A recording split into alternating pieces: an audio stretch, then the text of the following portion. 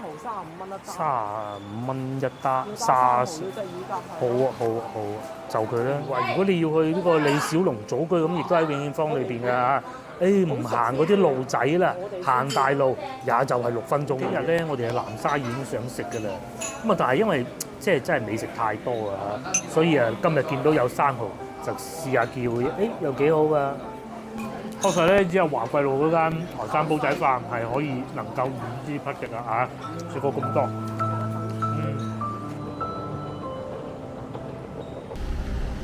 Hello， 各位觀眾大家好，我而家所在位置就係華林寺地鐵站上邊啦。咁話說上星期咧，就有一位觀眾就話想揾一個叫茂林新街的地方，咁咧應該就喺前邊嘅。經過多方的努力咧，我終於揾到大概嘅位置啦。咁啊喺前邊，咁啊我而家企喺呢度咧，就叫做康王南路啦嚇。喺鏡頭嘅左邊就係通往上下九步行街嘅地方。至於鏡頭呢邊咧，就係華林寺地鐵站上邊啦。咁啊呢邊咧就係荔灣廣場嘅。話說咧，有觀眾今日咁啱留言啊，又話想睇下啲華林寺玉器市場係點喎。嗱，好老實講下，裏邊賣咩玉器賣幾錢咧，我就教唔到大家，同大家講唔到啦。但係至於交通路線咧，就絕對冇問題，因為我而家企喺呢度就係啦。咁當然我哋而家就先揾咗觀眾曾經住過嘅地方，應該就喺呢度入去嘅。咁啊，順便亦都睇下呢度附近嘅玉器批發市場啦。咁啊，有啲係批發，有啲係售賣嘅。咁啊嗱，譬如好似呢度咁啊，如果想出嚟喺地鐵站出嚟嘅話咧，最方便咧就係 D 出口，不過 D 出口咧就需要用隻腳行嘅。至於茂林新街咧，我過嚟之前就簡單查過地圖，如果我冇記錯咧，應該就係呢度嘅。但係我前邊見到興華大街喎，因為茂林新街咧係好近長壽西路嘅，咁我背後嗰度就係長壽西路啦。呢度興華大街，等我慢慢揾下先嚇，會唔會喺呢啲橫街窄巷？我真係睇過啦，係冇嘅。我印象咧就應該係喺呢度嘅，但係咧睇下先嚇，要慢慢睇。咁啊不過咧，即使揾唔到都好啦，起碼係咪啊？就喺呢度啦，冇錯。我完全係憑印象嘅啫嚇。手提電話地圖咧是信不過的，係手提電話地圖上邊咧係完全揾唔到嘅。觀眾要揾嘅係1號2樓，咁極有可能就係面前呢幾棟㗎啦。嗱，呢度寫住茂林新，咁啊我哋行去後邊先啊。喺我右手邊咧係2號，咁啊應該喺我左手邊就係1號嘅。等我行去後邊睇下先。咁啊就見睇下地下已經重新鋪過咯，好企理嘅喎。咁喺呢度附近咧，全部都係呢啲鋪過嘅路啊，好多都係賣玉器嘅。至於我面前呢度就係觀眾要揾嘅地方啦，茂林新街1號2樓就喺上邊嘅，已經變咗一個同樣啊嚇，都係賣珠寶的地方啦。咁岸牆翻新過嘅噃，有冷氣機嘅噃，2樓可能冇人住啊嚇，用作1樓有可能辦公室啦，佢哋啲老細用。咁啊喺呢度咧係有個門口上去嘅，咁可能嗰度上去2樓吧。同埋仲有呢度是不屬於茂林新街1號嘅，先頭我都以為呢度係咁啊而家就變成咁啦。相信咧外貌同以前觀眾喺度住嘅時候變化都不大，咁同埋排水渠改造過咯，係啊，但係上邊嗰啲窗咧都仲係木㗎，有3樓陽台嘅，基本上就係咁啦。哇，同上一集揾屋一樣咁容易啊嚇，好快就完成咗啦。咁既然係咁，亦都帶大家喺附近行啊。無論係滿足嗰位話想知道附近賣玉石嘅觀眾也好啦，又或者係呢位住喺茂林新街1號嘅觀眾也好啦。喂，呢度叫茂林直街嚇，咁啊係唔一樣嘅嚇。不過咧都係好近，繼續往前行咧就可以去得到華林寺嗰個方向噶啦。喺左手邊咧，全部都係賣啲玉器啦，18K 金配件批發啦，又或者前邊賣啲頸鏈啦。前邊呢度就係茂林橫啦，咁佢係冇個巷字㗎。再行前就華林寺，同埋喺度俾大家一個建議，如果作為一個旅遊景點嘅咧，其實華林寺都好值得過嚟睇一睇嘅。因為咧裏邊嗰啲佛像係好多唔同嘅形態嘅，就係呢度啦，華林禪寺。咁再嚟咧有平也有貴，有啲咧直頭好似以前賣CD 咁樣擺喺門口賣嘅啫。咁其實咧我同老婆都嚟過呢度嘅。通常呢啲咧都係買個心頭號，你覺得佢值幾多錢你就講幾多錢，人哋就唔會話你開我平咗，因為唔係賣雪櫃嚇，唔啱就係唔啱。咁喺度行下睇下也不妨嘅。咁同埋咧，即使喺度行都幾舒服㗎，因為再往前行就已經可以去到入去華林寺嘅門口㗎啦。咁如果繼續往前行轉右咧，仲可以去到轉左文昌路嘅。咁文昌你如果要去上下九有兩個方法，第一個經文昌路，第二個咧就等陣我會帶大家翻去經由康王路過去上下九嘅。話說今日咧係落咗足足一日嘅雨，但係又唔係嗰種好大嘅雨喎。大家睇下地下係咪已經乾晒啦？咁話說呢幾日會有冷空氣嚟嘅。咁其實呢啲時間咧翻嚟廣州遊玩就最舒服。同埋今日係有廣交會啊，停辦咗幾年嘅廣交會終於復辦，所以喺路上咧都見到會有好多外國的客商嘅，仲未到入口。咁當然啦，呢啲係唔算旅遊區，所以外國客商就不多。無論喺地鐵啦，又或者係琴日我哋去過北京路啦，都見到有不少咯。至於面前呢度就叫華林珠寶玉器城。如果我冇記錯咧，其實仲有一個位置喺個水井嗰度係可以穿翻出去上下九嘅。唔知我行得呢個方向啱唔啱啊？咦，好有可能係呢度喎，因為我喺前邊已經見到嗰個水井啦。咁至於如果要去華林寺嘅話，要睇翻啲指引啦嚇，係呢個方向嘅。搞錯，對面係荔灣廣場應該係。咁我行錯咗方向嘅，我哋喺第二個方向行過。好，我重新睇個地圖啦。先頭咧講得太入迷啦，其實係喺呢度嘅。咁再往前行少少，其實就係先頭我哋幫觀眾揾佢曾經住過嘅地方啦。喺呢度行翻出去，呢度行翻出去就係大路，可以過翻去康王路嘅。喺呢個方向亦都可以去到上下九。大家再睇清楚，呢度就係華林寺啦。呢度先頭出嚟就係我哋行過嚟嘅地方，即是通往地鐵站嘅方向啦。咁至於喺呢度咧，華林寺門口睇完玉器咧，你可以行鏡頭正前方呢個方向去上下九，也可以經由呢度去上下九嘅。咁呢度一過去咧，就已經係應該係核心嗰個地段啦。即係上九路，即是以前嘅荔灣廣場嘅門口嗰個方位嘅，因為鏡頭正前方就係荔灣廣場。再嚟咁既然都嚟到啦，又不如睇下啦，就係呢個錦麟會館啊！之前同老婆嚟過，好老實講不是太精彩，我可以同大家講，同埋裏邊都幾商業化。咁但係既然都唔使錢啦，又嚟睇下，因為就係咁近嘅啫，係嘛？覺得唔啱嘅3分鐘就覺得啱嘅，睇多3分鐘就係呢度啦，錦麟會館啊！當你睇完錦麟會館之後咧，繼續往前行，喺右手邊繼續仲會見到有好多呢啲沉香玉石批發嘅鋪頭。之後再往前行就已經係上下九㗎啦。咁喺對面都仲有好多嘅，對面咧就係大名鼎鼎嘅荔灣廣場啦嚇。咁喺嗰度咧亦都可以去得翻地鐵站嘅。咁但係我唔建議過去啦，因為如果你要過去嘅話，要喺前邊咁樣喺度兜過去。與其係咁，不如喺呢度我哋先頭就喺呢個方向過嚟㗎啦。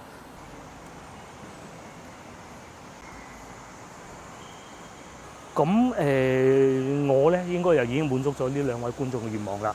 我想講翻睇呢個玉器市場啦。其實我哋啱先涉獵嘅咧，只係冰山嘅一角嚟嘅啫。佢係好大嘅，有我而家企喺呢度啊，有地鐵站出嚟，又有一個好大嘅市場啦。咁如果係好喜歡嘅話，好懂嘅話咧，喺呢度我諗一日都唔夠，真係唔夠。咁慢慢睇，慢慢買下啲心頭好，可以花上你好多時間。咁喺附近咧，如果揀酒店千祈唔好揀荔灣廣場上邊嗰啲千祈唔好咩事就唔好講啦。識嘅就識㗎啦千祈唔好揀上邊係有酒店嘅。雖然上下九已經冇咗以往嘅熱鬧啦，但係咧都係其中一個旅遊景點比較大嘅。咁啊喺呢度又有一個玉器城啦，係咪？行到你行極都有啊，可以咁講係。繼續往前行就係上下九。咁影片嚟到呢一部分咧，我哋先停一停先，因為我約咗老婆喺恆寶華庭等我嘅。咁我會喺呢度一直穿過去恆寶華庭嗰個方向。咁喺呢度過去大概要行10至15分鐘到啦。咁我哋會去先買少少餸，跟住食晚飯，食完晚飯先再過翻嚟上下九步行街呢度嘅。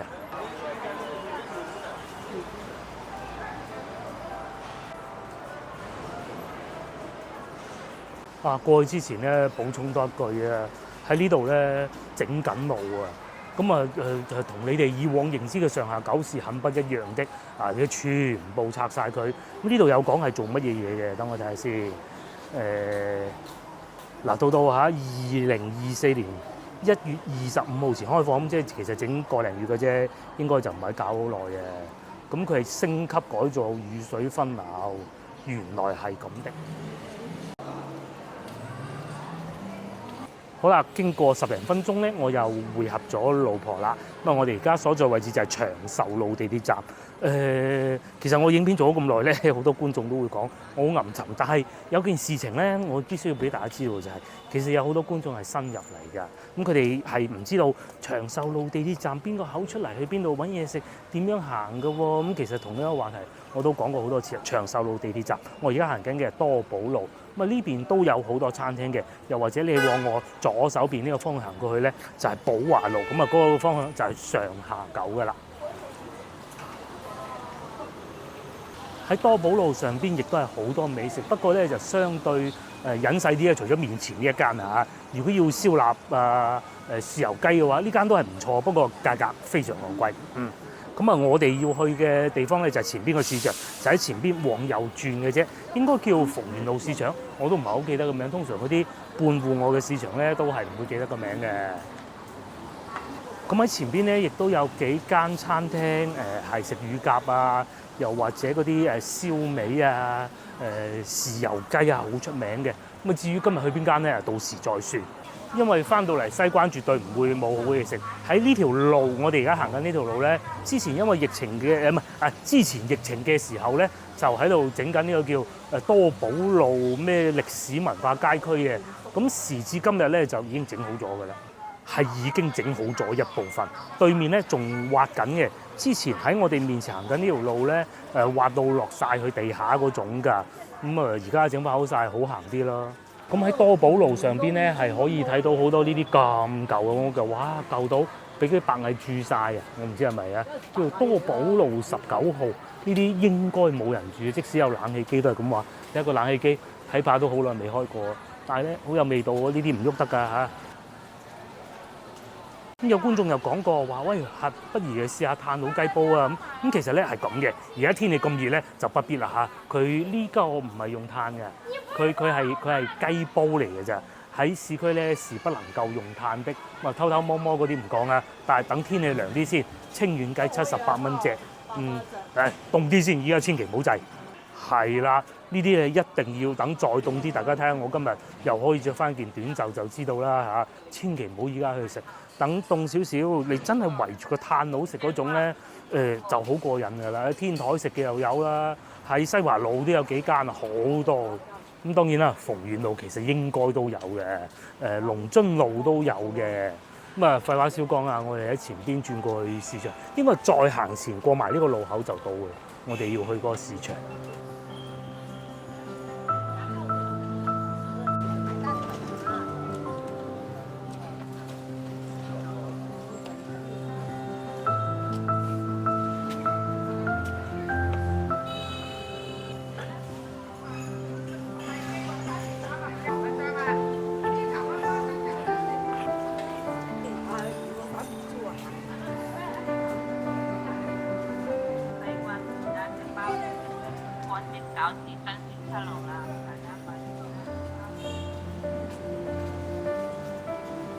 我哋又嚟咗市場啦，咁今日就唔會買好多，兩個原因，屋企咧其實都仲有不少。第二就係因為冇揸車嚟啊，之前亦都講過㗎啦，喺市區我哋是不會開車的，因為有咁方便嘅交通工具。隻狗仔喺度看鋪添喎，幾開心。乜嘢？租屋係嘛？1000、1200，有啲啊4000。如果講到喺西關呢度附近有咩市場係比較大嘅咧，我認為就兩個啦，一個就係呢度，另外一個咧就係翻到去寶華路入去嗰個市場啦，通常會叫寶華市場嘅。呢度咧就叫逢源肉菜市場，感覺上呢度係會細啲啲咁多，但係都唔會爭得好遠㗎啦。都係呢一種咧半戶外嘅，仲有個長壽東市場都係好大嘅。咁啊呢度都有好多蔬菜賣嘅。咁啊嚟到而家呢個時段5點都未夠，咁啊賣蔬菜啦，賣豬肉啦，瘦肉就16蚊啦。又或者我後邊嘅賣緊嗰啲光雞啊，我見到13蚊一斤嘅。賣芹菜係嘛？好2蚊，2蚊一斤嘅啲芹菜幾新鮮。而家天氣開始涼啦，其實廣州仲未涼嘅啫，外省咧已經都幾涼，或者粵北咧已經入秋㗎啦。咁一入秋咧，呢啲就好食㗎啦。至於隔離咧賣緊大白菜，我哋又買咗芹菜，呢度走咗條塘虱出嚟喎，唔知喺邊度跳出嚟咧？可能嗰度啊，係嘛？塘虱唔怕嘅，塘虱好硬淨嘅。呢度係湯魚賣龜嘅。咁呢度嘅市場咧，大家睇下路面就知啦。咁啊同西關好多路面一樣咧，都係呢種青石磚，一落完雨好刺激㗎。至於我咧着咗呢對就唔係好驚。再嚟又買白菜仔2蚊半，呢啲好幼，呢啲係啊又新鮮，好食啊呢啲，又有菜味，嗰啲白菜嗰啲味好食啊！阿老細唔知去咗邊啊，可能去咗行開咗㗎，跟住等陣先買嚇。再嚟仲有蓮藕啦，3蚊半，最好行咧就係呢啲半戶外的市場啦。咁啊繼續往前行咧係會再熱鬧啲嘅。咁有時候咧我哋會喺呢度買啲水產嘅，又有啲貝啦，又有啲蝦啦。過咗端午節咧，價錢就平得多。買粟米啊，哇咁粗嘅！睇下就2蚊一條㗎嘛。3蚊一條斷條賣啊嚇！下邊呢啲2蚊添嘅，咁咪仲抵過嗰啲咩10蚊4條嗰啲。有冇粉葛啊？又開啦，兩個平賣咯。平賣15蚊嚿，15蚊嚿兩個平賣咯。我仲記得咧，舊年喺呢度買過西瓜，你記唔記得？好好食嗰個西瓜。乜嘢啊？至於我哋係睇緊呢個木瓜，呢檔幾得意嘅，又有木瓜賣，又有水果賣，又有蔬菜賣。邊啊？2蚊半，好啊。呢種啊，我哋成日食青瓜，2蚊半一斤。可以喎，係啊。咁啊，其實啱先咧，我哋睇緊呢個木瓜，不過我屋企仲有一個未食晒，呢個賣緊2蚊咋。呢度咧唔同啊，寶華路嗰個市場啊，會有更多呢一種咧自己喺屋裏邊擺檔嘅鋪頭嘅。寶華路市場嗰度咧就少啲。咁佢哋呢度其實都係會有2個室內市場嘅。咁啊，我哋面前呢度係其中一個。跟住咧行過呢個麵鋪啊，咁啊發現咧有刀削麵啊，咁啊4蚊一斤。我哋決定買斤半，6蚊到。咁仲有好多品種嘅，其他品種咧，寶華路嗰間就有啦嚇。有間咁，我見佢後面全部都澱粉。因為咧點解咧？後邊係有工場的，所以我哋先至會買嘅啫，係嘛？有工場嗰啲咧，差極都有個譜。老闆，這個是什麼麵啊？這個是烩麵。荷蘭烩麵，荷蘭烩麵。這個就是刀削麵。都差不多。好，謝謝。我哋又學識咗老細好人嘅，咁又教我哋邊啲麵。咁至於嗰啲拉麵就唔使問嘅嚇。喺西關咧，再睇多次啊，就係呢啲最精彩嘅時候啊！而家天氣熱咧，其實仲可以好似我今日咁着對拖鞋出嚟都得。天氣凍嗰陣凍鬼冰冰，着對拖鞋出嚟，哇！到時腳趾公啊踩釘都唔覺痛㗎，因為我試過啦，真嘅。咁到大概3、4月度啦，濕冷嗰陣啊，一落雨行呢啲路一定要着鞋，對鞋一定污糟嘅。嗰陣咧就最不適宜翻嚟廣州嘅時候啦，講真嘅。繼續行，咁我哋應該會翻去前邊嗰度買嗰啲白菜仔嘅，就喺前邊嗰度嘅啫。咁啊睇下個老細翻嚟未啦。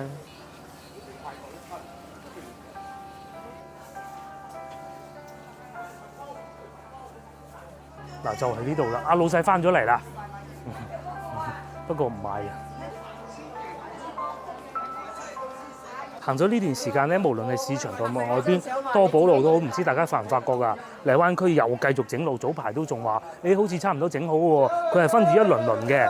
又或者咧，我哋而家面前呢路啦，咁佢哋都係要將啲路挖開晒，搞到條路好難行。包括前邊呢度都係，之前好耐之前，大概半年前行過一次啊，又係哇寸步難行嗰種。咁啊時至今日咧，挖完呢邊就挖。先頭我哋又買咗啲臘腸，18蚊8，4條。咁啊係臘腸啲嘢食過先知。先頭我哋咪想買啲白菜仔啊，嗱呢啲就係奶白菜，嗰啲係直嘅，呢啲係攣嘅，都好食。嗰啲咧就有菜味啲，同埋清甜啲啦嚇。呢一種咧就煲爛咗啊，仲好食嘅。我記得我哋又嚟過呢度賣提子啦。我係好記得嘅，已經有蜜橙賣啦。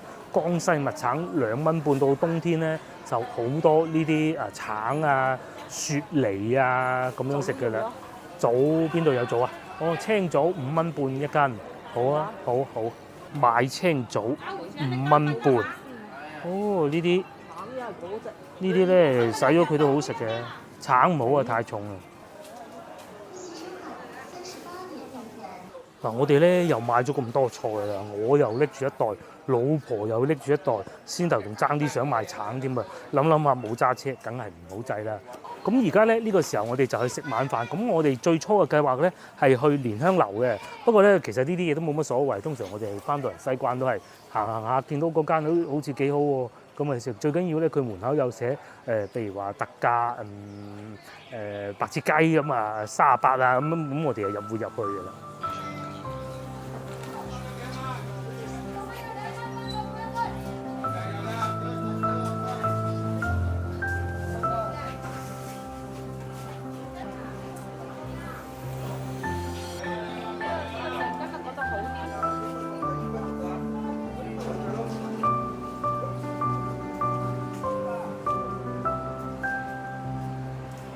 就係呢度啦，乳鴿喎，25蚊一隻喎，佢係鹽焗乳鴿嚟嘅噃。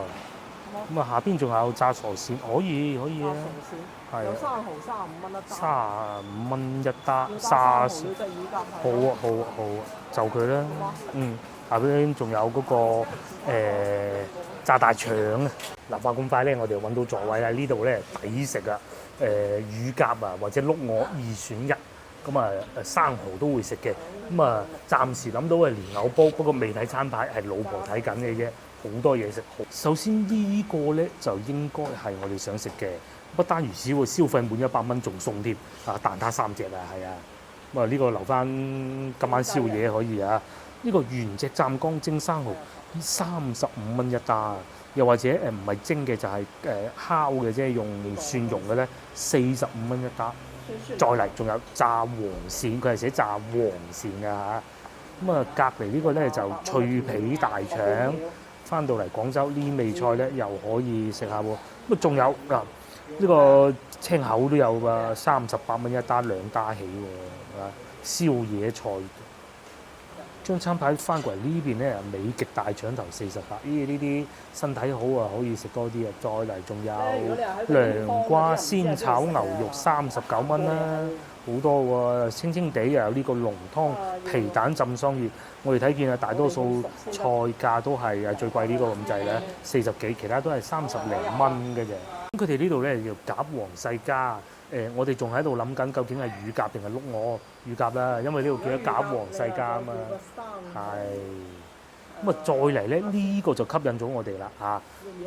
黃鱔飯好喎，手撕黃鱔飯係啊。呢啲就算打包帶走都唔會太差，第日食翻都乳鴿25蚊一隻。我最初以為係佢係滷水嗰種嘅，滷水我未必嘅，仲可以點2隻啊？唔係，你想唔想食？如果你想食，可以點2隻。睇下先嚇。下邊呢度就係椒鹽焗乳鴿啦。至於呢個咧就係先頭我哋考慮過嘅碌鵝，你睇下佢下邊仲有電薯仔啊。咁電薯仔39蚊係咋？掂芋頭呢個睇個樣係芋頭嚟喎，點會薯仔咧？都幾得意啊！不過唔好理佢啦。仲有雞咧，48蚊半隻，呢啲跳過不講啦嚇。好多都係呢啲菜式，大家睇下價錢。譬如48蚊啦，紫薑豬手42蚊啦，價格都唔貴。甚至乎呢個雞同埋水魚嘅打煲嚇，88蚊一例。咁啊，仲有呢一個我哋都係想食嘅，但係如果要嗰黃鱔飯應該就唔會要呢個。但係而家食蓮藕就最靚㗎啦。咁啊，再嚟啊，仲有魷魚鬚啦，呢啲啫沙姜清遠雞啦，又或者雞卜蟹啊，佢哋呢啲雞都好靚嘅。咁啊，仲有牛仔骨啊，同埋扇子骨。扇子骨都唔貴喎，38蚊半打啫噃。咁啊，仲有呢一個又係我哋好中意嘅牛帶炒牛肉，已經太多好餸揀唔到啦。呢個又擺咗落購物車，牛帶好食啊！甚至乎啊，連呢啲辣菜咧，呢個都整得唔差嘅嚇。虎皮尖椒爆肥牛38蚊一例咋，係嘛？甚至用虎皮尖椒咧嚟做牛仔骨都有喎。呢啲又係送酒一流啊！正。落單啦，不如要黃鱔飯唔要牛煲，我覺得要黃鱔飯唔好要牛煲。哇！諗住落單又睇見呢個片起片鱸魚48蚊一條，同上次差唔多。價錢我講啊，味道啊唔知有冇食過。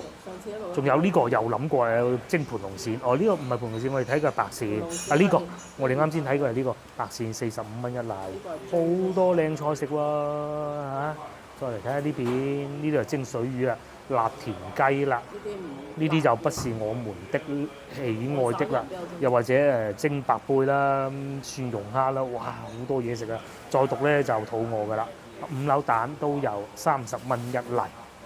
而家啱啱過咗5點，無奈餐廳開門，咁啊客人當然啊並不太多，唔好睇見外邊個天色咁黑啊嚇。咁啊喺呢度咧，其實過去永慶坊係好快嘅。嗱，又講下去永慶坊點去啊，真係好簡單嘅啫，對面就係永慶坊啦。咁啊，我哋往呢個方向唔啱嘅，即係轉個頭，嗱出翻呢條馬路，咁啊過對面馬路，咁啊過一個路口已經係永慶坊噶啦，就喺對面過對面馬路往左轉，大概5分鐘到啦，3分鐘你已經會見到永慶坊嗰條橋㗎啦。所以大家翻到嚟廣州遊玩啊，想玩下永慶坊喎，又想食一下比較地道風味又平又靚嘅咧，呢度係其中一個選擇啊嚇！睇下個價錢先啊。嗱呢啲咧啊快靚正啊，落好單啊，仲送三個蛋撻添。未計茶位錢139蚊，我算茶位5蚊啦，好未？150蚊落樓嚇，3人份量嚟啊！講清楚，因為仲要有個女啊嚇，我可能佢分分鐘茶位都計埋啦，因為呢度寫住茶位2位噶嘛。街坊至愛就係咁，後邊又已經坐住2個街坊嘅。咁啊喺呢度行過去永慶坊，哇，非常之近啊！嗱，譬如話，如果你要去呢個李小龍祖居咁，亦都喺永慶坊裏邊㗎嚇。唔行嗰啲路仔啦，行大路也就係6分鐘嘅啫。咁啊，大家可以知道有幾近啦嚇。嗱，我哋嘅乳鴿就到咗啦，老婆已經搶先攞咗一嚿啦。咁佢係2隻嚟嘅，呢度係唔係話淨係俾叫一隻特價嗰種啊？咁啊啱啱送上嚟啊，睇下下邊啲油唔算話勁多啦。25蚊一隻。至於呢個時候咧，呢個蒸生蠔到咗，講清楚係蒸嘅，咁啊35蚊一打，蒸仲好食啊！蒜蓉嗰啲咧，唔知佢有咩龍料噶嘛。與此同時咧，雞蛋撻都到咗啦啊，3隻嘅，呢個係贈品。我試下隻乳鴿啦，老婆已經喺度欣賞緊啦啊，玻璃皮嚟㗎噃。咁啊，既然記得搞黃世家咧，又睇下得唔得啦嚇。嗱，首先拎出嚟咧，佢唔會係有滴汁啊、爆汁嗰種嘅，但係夠嫩。火候控制得好，同埋調味好好啊。通常我食得乳鴿咧，欣賞幾樣嘢，第一有冇爆汁啦，個皮做得好唔好啊？隻乳鴿夠唔夠嫩啦？咁佢咧就或者可能會係呢個部位啊，就未見到有爆汁之外咧，其他嗰啲該有嘅想見到嘅都有啦。咁啊25蚊啫喎。因為加都幾貴啊。同埋其實咧呢度好近旅遊區嘅，嗱佢嘅調味就真係幾好啦嚇，完全對得起呢個價錢，因為來貨價錢就控制決定咗佢賣幾錢啦。但係咧調味咧就有師傅啲功夫啊！原來咧都有本地客嚟呢度食嘢嘅喎，唔係我講嘅係遊客啊嚇。咁當然亦都包括後邊嗰啲街坊嘅嗰啲老街坊喺隔離買完餸啊，咁啊過嚟食乳鴿啦嚇。係幾好食，唔會有嗰種腥嗰種味。如果有嗰種味咧，其他做得幾好都冇用嘅，呢個就冇嘅。另外咧，大家睇見個內籠啊，都唔會話好多嗰啲五香粉啊呃入去啊做味嘅喎，真係幾好嘅。最後話時話都好耐未食過乳鴿嘅，點解揀佢哋呢度嘅？就係我都有一段時間冇食過乳鴿啦，呢度做得幾好。早幾日我哋經過沙田市場咧，已經想去嗰個叫咩啊？食雞專門店嗰度啲乳鴿又好好食。嗱咁大盤蠔咧，我哋又開始食啦。佢係蒸嘅，咁啊需要剝好耐嘅。我仲種隻細嘅添，我老婆發現到。咁啊，如果係燒生蠔，應該size 都係差唔多大嘅嚇。咁啊，呢啲係原汁原味。同埋咧，我哋唔係太喜歡咧，佢會燒啊！我講燒生蠔嗰啲咧，佢好多油啊。咁啊，呢一種咧就唔會話太過多油啦嘛。哇！終於整到出嚟啦！佢係仲有配一個芥末豉油嘅 wasabi 豉油嘅，35蚊一打，即係圍到3蚊都唔使嘅，有一隻嘅喎。買都要。哇！好嫩啊，好新鮮啊，火候控制得好，蠔又唔會太老，有時候太大隻係會好老嘅。呢個而家呢個時候啱啱好。早幾日咧，我哋喺南沙已經想食嘅啦。咁啊，但係因為即係真係美食太多啊，所以今日見到有生蠔就試下叫，又幾好噶。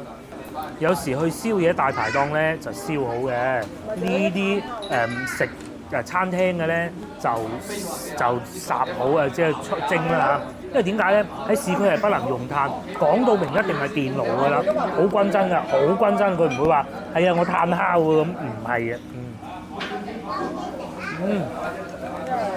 哇！就算呢隻咁大隻咧，都好嫩嘅喎。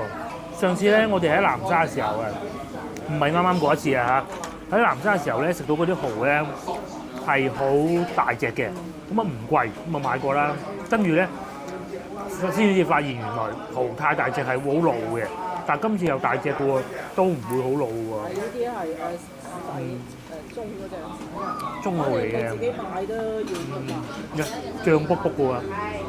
反而我第一次開出嚟嗰隻就爭冇咁肥啊，唔好講爭啲，冇呢隻咁肥，第二隻都肥。係啊！哇！一人有3隻，食剩留翻俾個女。係喎，4隻喎，12除3啊嘛。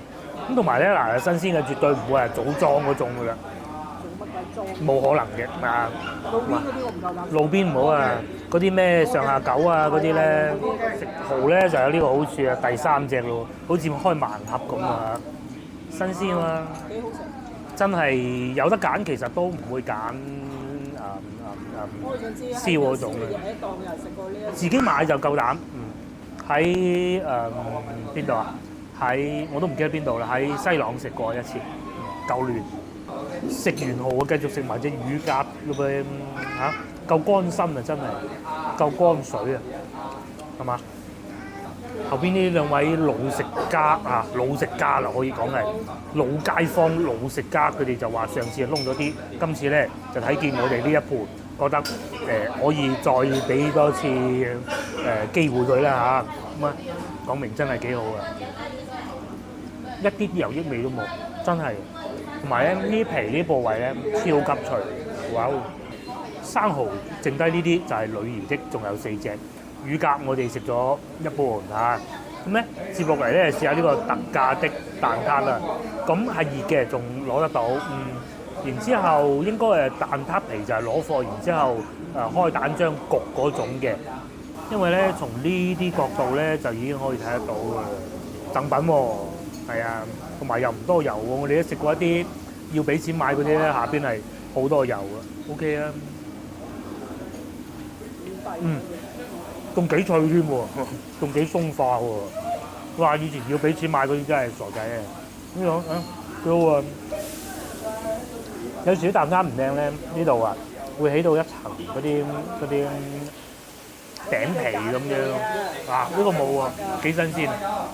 而家呢個時間咧已經差唔多夠6點啦，咁啊餐廳咧坐滿㗎咯噃嚇，張台有人咁，同埋咧其實佢哋係有2樓嘅。二樓上邊都有一兩頭客㗎啦。餐廳就唔算好大嘅，咁啊我哋而家咧就等緊個煲仔飯嚟嘅。咁落單嘅時候，阿靚女已經講啦，煲仔飯等耐啲喎。咁我哋都話，梗係啦，煲仔飯如果我哋一落單送上嚟嘅咧，就唔應該係咁嘅嚇，就唔啱㗎啦。係啊，即係整定咯，係咪？咁而家咧我哋等緊煲仔飯。哇！煲仔飯現煲之後，佢煲翻出嚟，擺翻落去喎再擺翻落去你睇。似我哋喺台山食到嗰種做法，似啊！煲完之後再炒。係啦，下邊咧仲有啲白飯嘅，見得到。唔係話揾啲飯嚟炒啊，放翻落個煲度。係啦，係真係現煲啊！就唔似我哋去到快餐店嗰啲焗豬扒飯咁樣，嗰啲係炒完啲飯攞去焗噶嘛。呢啲係，唉，怪唔得等咁耐啦。講到明㗎啦佢。未落單先至落米。似我哋喺台山見到嗰種，確實如此。試下味道先啦。嗱，老婆仲喺度刮緊啊，下邊仲有飯焦喎。哇！佢筆啲俾我幾好，係嘛？有啲拆骨嘅黃鱔就係咁噶啦，一絲絲咁樣嘅，而且份量都唔少噶噃。咁再次聲明下，呢度係3個人的份量嚟嘅，拆骨黃鱔，正宗啦，係啊，未去過台山唔敢講啫，去過台山食過就知啊，正宗啦。同我哋上次去台山見到嗰啲一樣啦，嗰個係水口鎮啊，係啊，睇上去啲飯粒好似煮到過咗好糊嘅，但係其實完全唔係，食起身好乾爽嘅。睇上去咧好似哇嘅煮到會落得水多咗啲啊？唔係，係啊，同上次喺台山我哋去買海鮮嗰次咧，咪食過一個煲仔飯嘅，咁喺嗰度就隨便揀嘅啫，因為嗰度台山啊嘛。喺呢度咧就要慢慢揀。喺廣州食得到咁樣嘅台山煲仔飯，喺我記得印象中咧，呢度係第2間，第一間就喺華貴路。喺酒樓食都要落。哇！幾乾爽啲飯，唔好見到咁樣搭住啊，一啲都唔黏口。確實咧，只有華貴路嗰間台山煲仔飯係可以能夠五支匹敵啊！食過咁多，試下飯焦，黃鱔好食，佢拆骨拆到幾靚，係啊，好似食緊餅乾咁，哇，係啊，嗰啲飯焦咧好似食緊餅乾咁。呢個真係食得等啊！反正我哋落單咗先至。等咗幾耐？等咗20分鐘。你要煮飯咧，煮飯有冇諗住？我哋一落咗單，阿師傅就整啦，應該。咁咧煮好啲飯，跟住應該就滗起佢，嚟整黃鱔，蒸黃鱔就擺翻落去。當然呢啲我都係估嘅啫，其實我係唔識嘅。擺咗段時間咧，佢係擺咗一段時間先至送上嚟嘅。佢就唔係話攞上嚟會有謝一種嗰種感覺嘅，又同我哋上次去到台山食嗰啲係一模一樣嘅做法，又唔會喺你面前倒豉油啊，冇嘅。嗰啲係我哋廣府嘅做法嚟嘅啫，觀感刺激，咁啊都好食嘅其實嚇，但係做法不一樣咯。哇！同埋仲有一樣好似係我食唔到有薑絲，有就應該有嘅，可能喺整黃鱔嘅時候已經做埋，但係見唔到啊。同埋咧調味咧，仲冇上次台山食到咁鹹啊！黃鱔又新鮮，今餐抵食啊！咁嘅價錢140蚊啊！都唔使啊！唔知啊，最尾埋單先講，都係咁上下啦。嗱，我哋就繼續食啦，食飽飽之後去永慶坊行啦，唔好行上下晝啦。嗱，我哋食飽飽，最終埋單140，咁啊仲有咁多打包俾個女，啊佢啊窩尾啊嚇，幾多份量呢度？聽日再中午食埋都仲得嘅，一定食唔晒，我可以保證。咁大盒飯，不過唔係啊，佢而家仲發育中，可能食得到嘅。但係咁啊，仲有呢啲嘅嘛。嗱，呢啲我哋會拆埋啲蠔肉擺翻落去，同埋個乳鴿咯。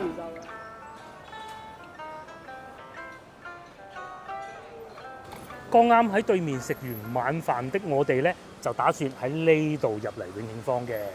咁嗱，真係近到咁交關嘅啫。雖然呢度係整緊路，但係咧都不阻我哋去永慶坊行下的熱情嘅。就正對面啦，一過嚟對面見到呢條人行都唔叫人行，呢條石橋啦嚇，咁啊知道已經到咗永慶坊啦。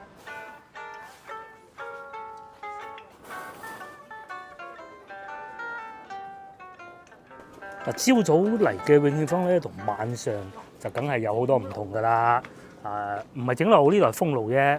咁嗱，呢度就見到一個咁靚嘅舞台啦。呢邊咧又着晒燈噶喎。咁朝頭早咧係會見到好多晨運嘅街坊市民喺度啦。早幾日都同大家嚟過，其實咁到夜晚黑咧就當然係以遊客居多。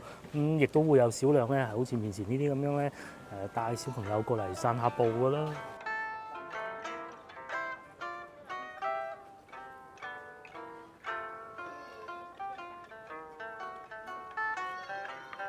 話說早幾日咧，當時我係星期一啦，我曾經嚟過呢度。呢度咧就係粵劇博物館嘅後門，應該呢度係入唔得到去嘅。咁但係我睇見都有人入得到去喎。咁佢係星期一閉館嘅。呢度就係粵劇博物館嘅後門。先頭我問咗工作人員啦，佢哋話依家咧即係除咗星期一啦嚇，夜晚係開放到9點嘅。咁大家以後翻嚟遊玩就好似我哋依家咁啦。而家咧幾點啊？6點半咋，開到9點。其實如果我哋中意嘅話咧，而家再入去睇得，仲有大戲。呢度冇，呢度唔係真人 show，喺嗰邊過去先係真人 show。我哋行呢邊。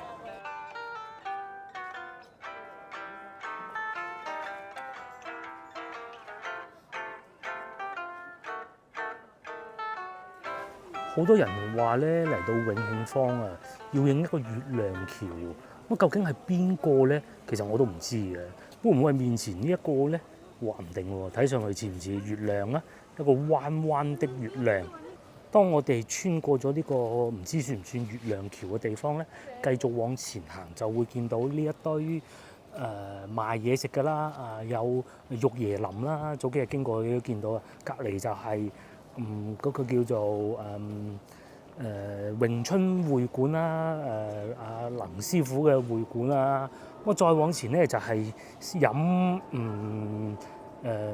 普洱茶嘅鋪頭嚟㗎啦。咁咧去到嗰度咧，其實就真正就到永慶坊咯。咁同埋呢度有隻貓咪嘅，有隻貓都要畫畫啦。由於今日係一個工作日，再加上咧我哋嗰個天氣預報啊。可能係啦，就話今日係會有好大雨的，但係其實而家地下都已經乾晒啦。可能啲冷空氣勁過啲暖空氣啦，只能係咁解釋啦，係咪先？唔通話佢唔準咩？係咪？呢邊咧就開始見到呢啲啦。大益茶就係先頭講過㗎啦，同埋呢個食糖水嘅鋪頭啦。咁喺呢度行翻出去咧，就已經係去到恩寧路嗰個方向㗎啦。咁我哋唔好選擇喺呢度行翻出去，但係嗰邊咧就影相會再靚啲嘅。勁喎！佢哋做生意真係叻啊，仲可以咧掃呢個預訂碼，咁預訂咗之後咧，去到廣州南站3樓候車室可以攞呢個雙皮奶去食嘅喎，呢啲先至識做生意啊嘛。雖然都係預先整定嘅，咁但係都起碼有得食啊！一日就係攞個膠兜裝住咯。哇！18蚊一份。當我哋行過飲雙皮奶食雙皮奶嘅之後咧，慢慢就進入呢個比較靚嘅區域啦嚇。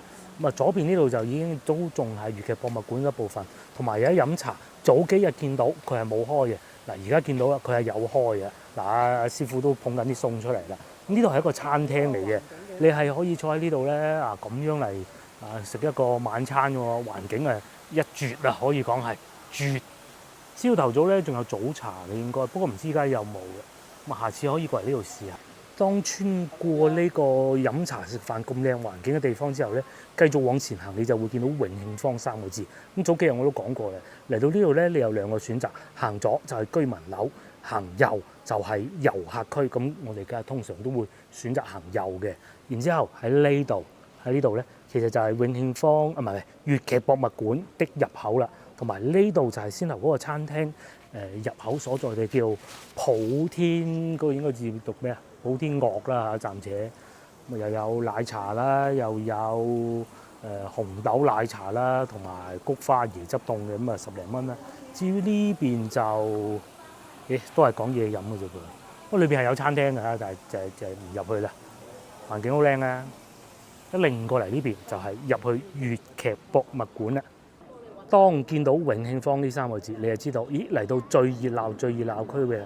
第一往右轉嘅又係出翻去恩寧路。咁咧最好嘅辦法就係行呢度咧又可以睇到影到靚相啦，又可以睇見一啲餐廳啦，順德菜啊，東湖酒樓啊，甚至乎面前呢個酒店亦都有嘅。據說呢個景咧就係全場影相最靚嘅景啦。今晚實在唔算多人，係咪？咁始終都係一個星期四嘅晚上啊。咁啊，安靜有安靜好玩嘅嗱，既有呢啲酒吧啦，嗱好少我會夜晚黑嚟嘅，因為點解咧？我攝影機係唔掂㗎，係夜景拍攝得好差。咁其實咧，我而家係手持手提電話影嘅。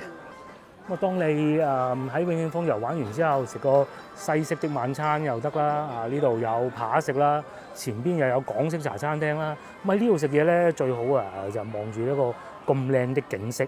又或者飲一杯檸檬茶啦，甚至乎精釀啤酒99蚊3升，哇！飲到個人好開心啊！又或者加州薄底手工披薩套餐喎，睇下有啲咩啊？3選1 148蚊喎，又唔算貴喎。有一個披薩，有小食，有意麵，有嘢飲，哦，雙人套餐嚟嘅，咁 OK 喎，價錢嚇。除非你係嚟自加州咯。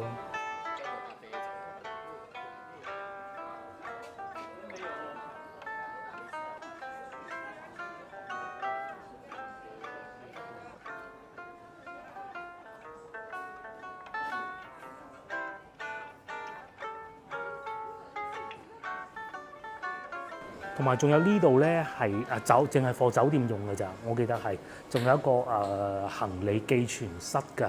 咁佢咧係俾啲酒店住客使用的。咁但係有個問題就係、我覺得比較奇怪就係、如果都係酒店住客，點解唔將啲行李擺上去？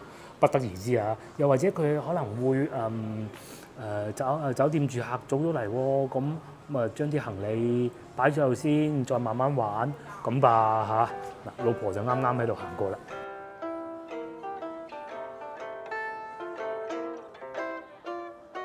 慢慢我哋就行到嚟呢個區域，呢個區域咧就係又係另外一個影相嘅好地方啦。而且咧佢更闊落㗎，咁可以睇見對面嗰啲居民樓咯。我仲記得咧當時咧我仲睇住呢間屋喺度游灰水添。再嚟呢度咧就係東湖酒家啦。夜市客人不多喎。我哋朝頭早嚟過飲茶㗎，都幾爆棚㗎。可惜啦，佢睇唔到晚市價錢。我記得晚市唔算話好平嘅。咁早茶就好抵食嘅。營業時間啦，晚市係5點到9點咯。裏邊環境就非常之好嘅啦。尤其如果夏天嚟到嘅話咧，首選呢度價錢幾多都係次要。至於對面仲有飲咖啡㗎啦。呢個好似係飲唔係呢個係飲椰汁同埋食嗰啲叫雞煲嘅，係啦，打雞煲嘅。再嚟仲有呢一幅牆咧，大家打卡好地方可以去嗰度影張相。呢邊食嘢咧就冇我哋先頭去嗰啲老街坊餐廳咁嘅價錢㗎啦。可能一個餐都仲貴過我哋啱先成份3人咁但係咧喺個景區裏邊坐住食咁都幾過癮嘅。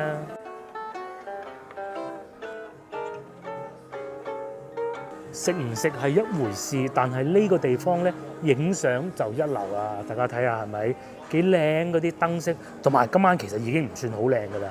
咁喺呢度一路行過去咧，就可以去到中書閣門口嗰度影嗰個大樹嗰度嘅，嗰度又好值得一去嘅。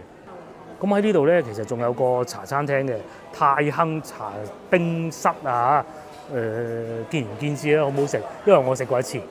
如果唔中意去先頭嗰個東湖酒樓嘅話，呢個都可以試下嘅連鎖式順德菜。但係睇上客人咧，仲冇我哋啱先去嗰個街坊茶樓飯店咁高上座率噃。咁如果繼續行翻出去，就已經係恩寧路，亦都可以理解為咧差唔多行完如果啱先唔繼續行向呢個方向行過去咧，就可以去得到遊船碼頭嘅。咁至於我哋依家咧就繼續往前行。咁我睇下大家喜歡係點咯。大家如果中意嗰啲逼逼夾夾嘅感覺，咁啊梗係星期六日嚟㗎啦，一定冇錯嘅，或者節假日啦。但係如果喜歡悠悠閒閒咁行下嘅話咧，其實工作日嚟啊，今日星期四啊嚇，都係一個唔錯選擇咧。去到聽晚啦，聽晚就多人啦。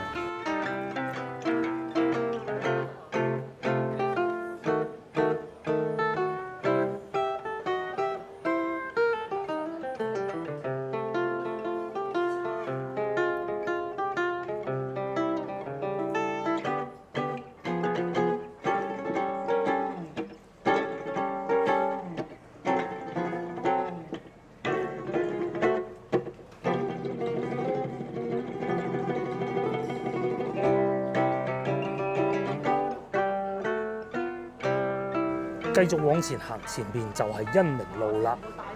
乜嘢？哦，係喎，成部旅遊巴喺度喎。先頭我哋見到嗰啲遊客應該就係嚟自呢部旅遊巴㗎啦。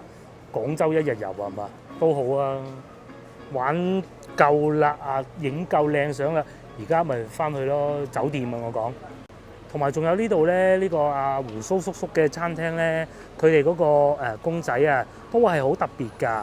咁啊會有嗰啲醒獅公仔喺個身度嘅，幾過癮㗎。同埋上邊嗰啲字咧，唔係用翻佢哋公司用開嗰種字體嘅，係用呢啲字體係有零舍唔同嘅。